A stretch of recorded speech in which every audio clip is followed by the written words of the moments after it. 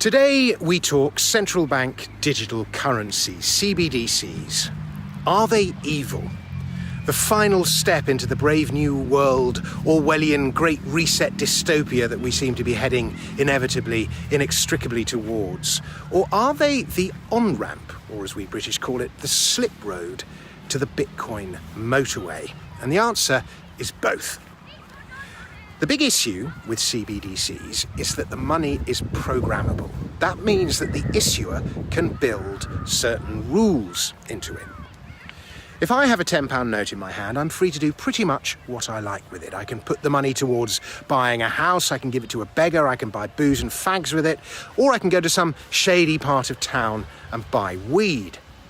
What's more, if I want to keep what I spend that money unto myself, if I want privacy in other words, I can have it. Cash grants its user with freedom. It grants its user with power. Freedom is a power. When you start using banks, you lose a certain amount of that freedom. In exchange for that loss of freedom, you get convenience.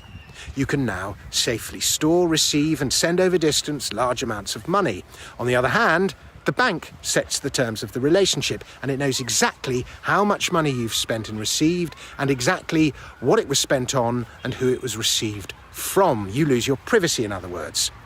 Any large sums, the bank will usually question. It can limit how much you send in a day, and in some cases prevent you sending and receiving money altogether, to and from Bitcoin exchanges, for example.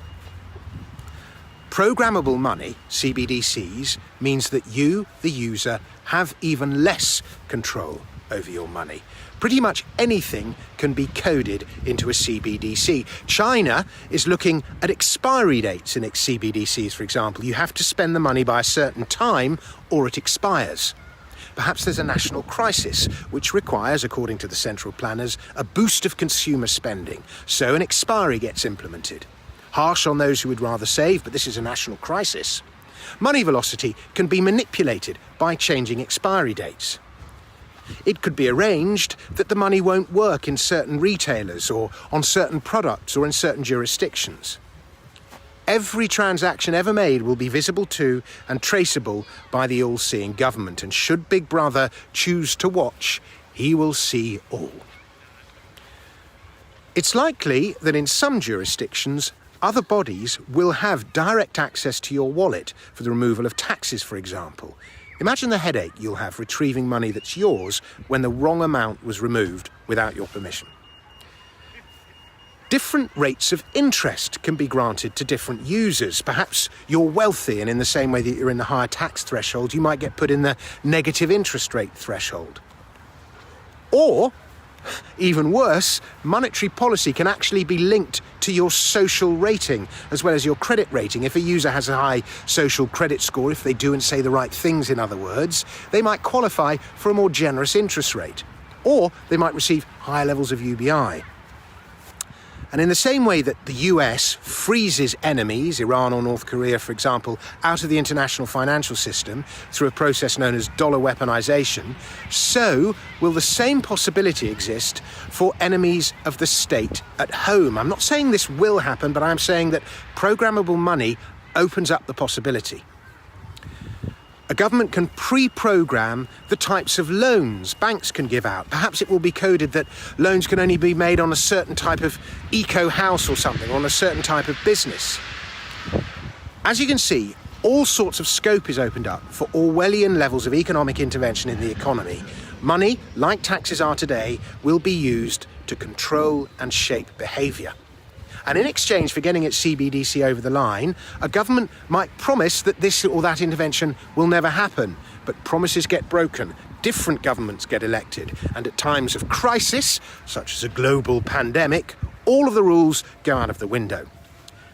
You can't, however, uninvent a technology. Once it's there, it gets used. CBDCs are inevitable. 9 in 10 central banks are already working on CBDCs. They're coming. It's a question of when, not if. Benevolent governments with respect for freedom will take a more laissez-faire approach. The authoritarians will use CBDCs as a means to implement their designs. And there will be unintended consequences galore, loopholes galore. There always are. Who knows what the counterfeiters will make of it all? Bitcoin fixes many things, and perhaps it fixes this great reset as well, because crypto provides alternatives. Those alternatives mean competition, and that competition should keep CBDCs that suffer from overreach and mission creep in check. What's more, once ordinary consumers start getting the hang of central bank digital wallets, the use of wallets and peer-to-peer money will be normalised. And right there is your slit road, your on-ramp into Bitcoin. Thank you very much for watching. Please subscribe to my channel and I'll be back with another video very soon. Until then, cheerio.